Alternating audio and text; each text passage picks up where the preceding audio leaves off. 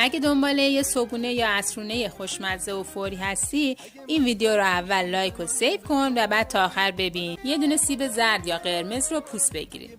هسته‌هاشو جدا کنید و اونو به شکل نگینی خوردش کنید. یه قاشق غذاخوری کره توی تابه بریزید. وقتی کره ذوب شد سیبا رو بهش اضافه کنید و حدود 5 دقیقه با حرارت ملایم سیبا رو تفت بدید.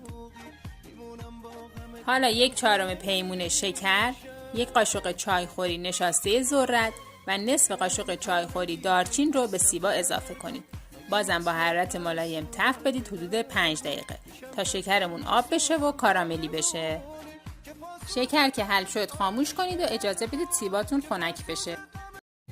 دور تا دور نون تست رو ببرید و روشو وردنه بکشید تا صاف و یک دست بشه. 1 قاشق از سیب کاراملی رو روی نون تست بریزید و نونتون رو رول کنید.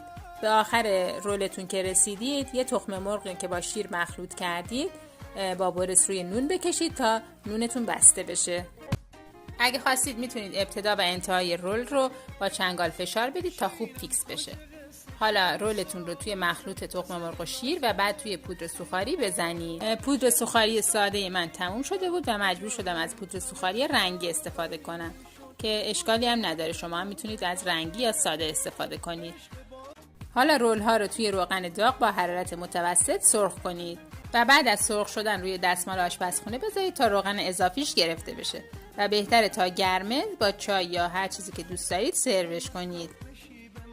بچه واقعا طعمش فوق‌العاده و بی‌نظیره. بهتون پیشنهاد میکنم حتما امتحانش کنید که توی این روزای سرد پاییزی با یه لیوان چای داغ خیلی میچسبه.